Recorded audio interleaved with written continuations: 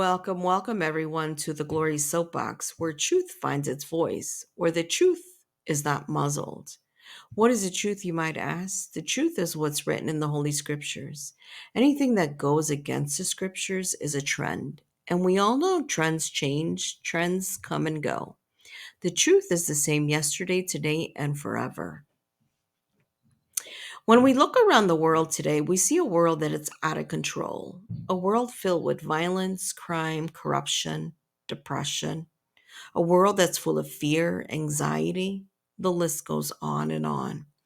At some point, I'm sure you have asked yourself, why is God allowing this to happen?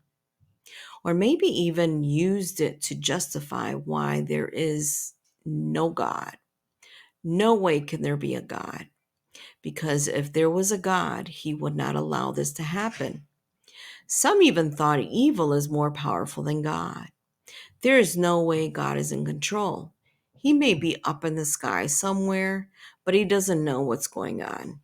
No matter what, most people are looking to put the blame on God. Now, in order to understand what is going on in today's world, we have to take it way back to the beginning. Okay? Back to the beginning in the book of Genesis, when God created earth. Now, when God created earth, he had a vision for the earth, a peaceful and tranquil environment for man. He created the sun, the moon, the stars, the animals, trees, the sky, all good and beautiful in God's eyes. Then he created man and gave man dominion over all of the earth and everything on the earth. So God created heaven as his domain and earth to be man's domain. God created the Garden of Eden for the first man and the first woman of God. Their responsibility was basically to take care of the garden and follow God's instructions. God even tells them the consequence of not following instructions, which would be death. See, God was clear from the beginning. So there were no surprises or no, I didn't know. God's vision for our domain and our lives was to keep us away from evil. Hence, the instruction was to eat. They could eat from any tree, which was the tree of life, but they could not eat from the tree of good and evil. Okay? Sounds like a fairly simple instruction. Now, it was not until they ate from the forbidden tree that evil was introduced into the world. So they didn't follow through with the instructions. They decided to disobey God's instruction. And as a result, evil comes in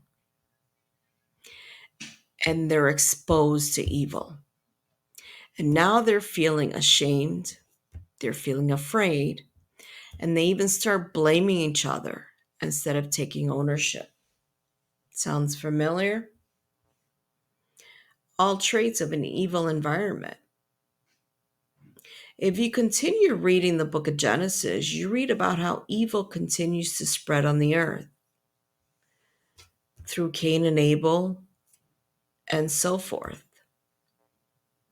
So it was man that failed to follow the instructions and as a result brought evil into this realm.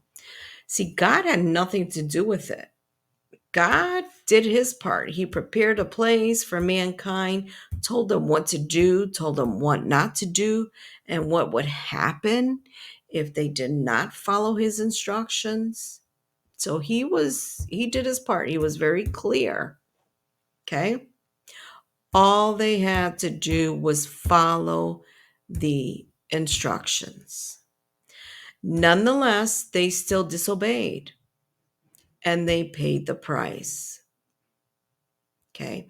Not only did they pay the price, but mankind has paid the price and continues to pay the price. If you go on and read in 1 Kings chapter 13, you read about a prophet of God who was given, again, specific instructions. Now, I'm not going to go ahead and read the entire chapter here. You can go ahead and read that for yourself.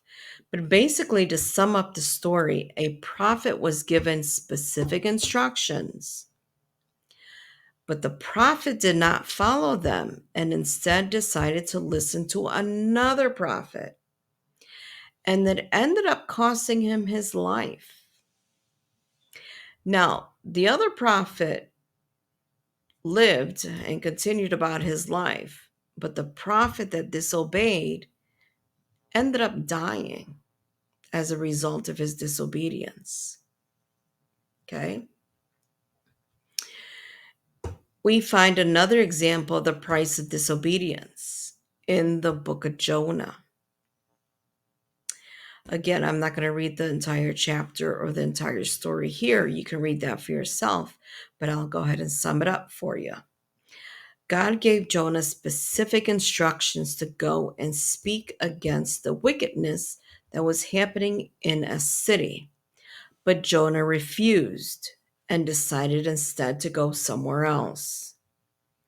Now, how many of you know it doesn't matter where on this earth, on this planet, you think you're going to hide and run from God?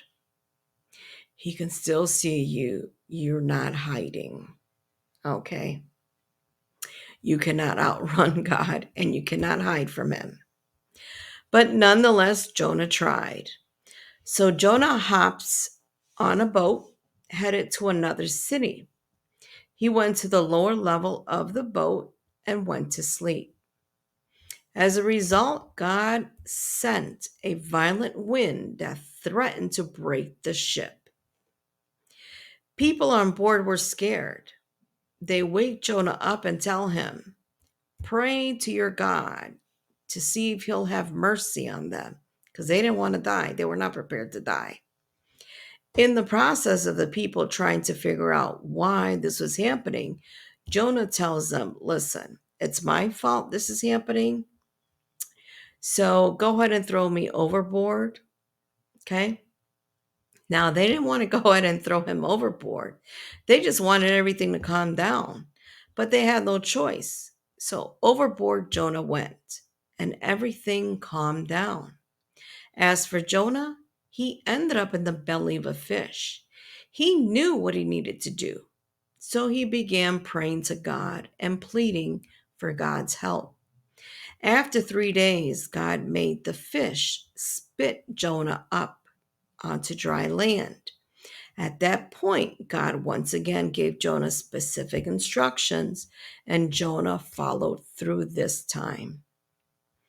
Now, disobedience did not cost Jonah his life for 2 reasons. Jonah began immediately to pray as soon as he realized God is not playing around. Okay?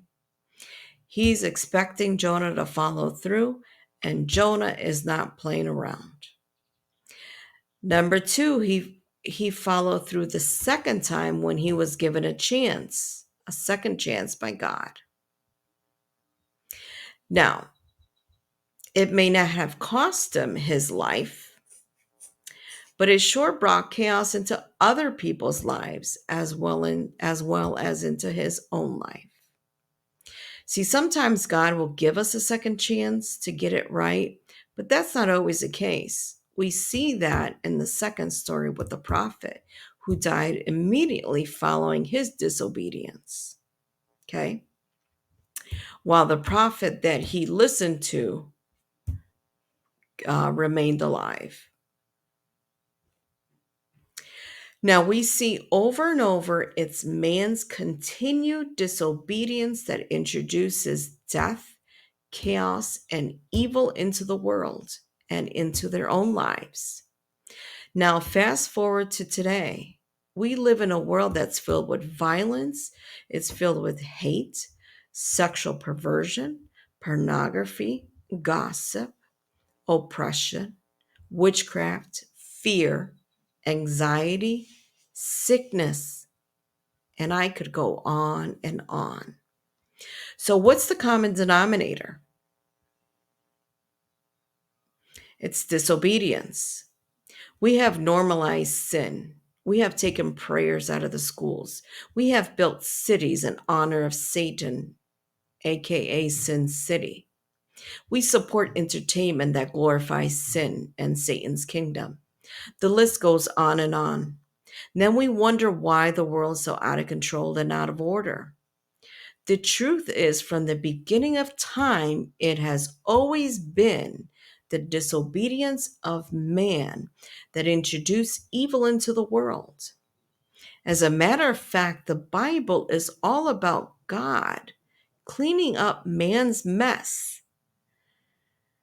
But yet we want to blame God or blame something else for all the evil, fear, and tragedies of the world. When from the beginning of time, it has been and continues to be man's responsibility to follow God's instructions and steward the earth in accordance to God's will.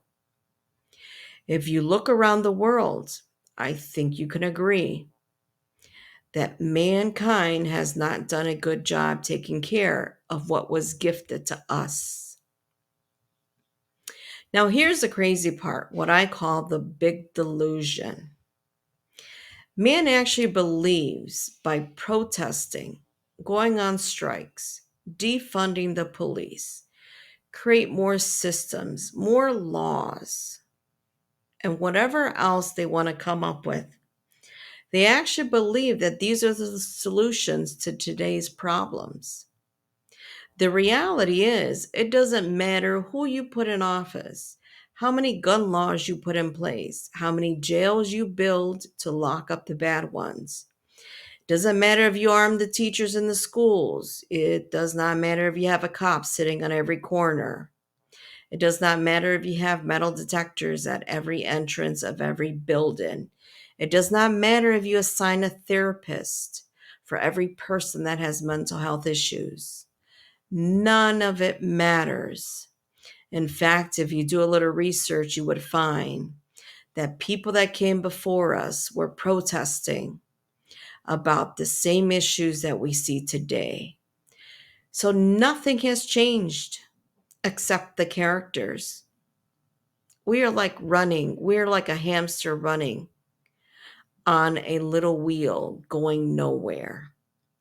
We're doing the same thing generation after generation, disobeying, distancing ourselves further and further from God, and wondering why the world is getting more and more jacked up every day.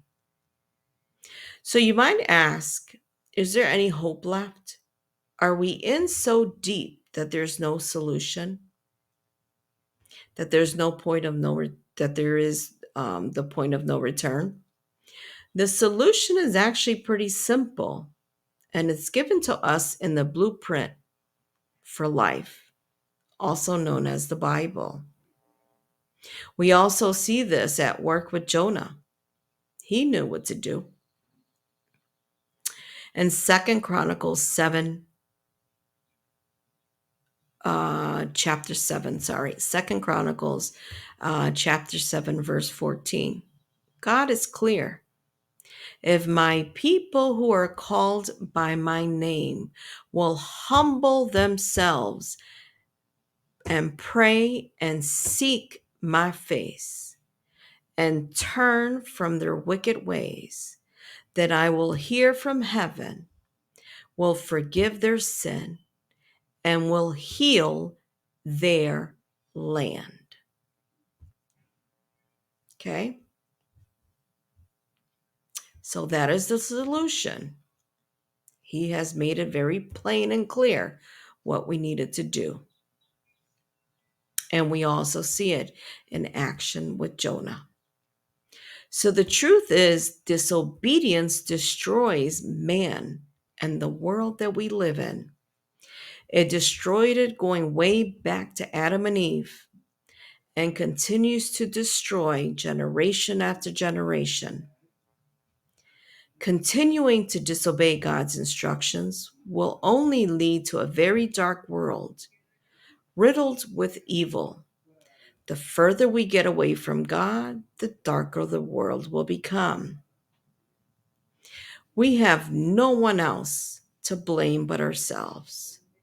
So, what is the cost of disobedience? Look around you. It's the world that we live in today. The good news is you now know what to do. I want to thank you all for tuning into the Glory Soapbox. Until we meet again.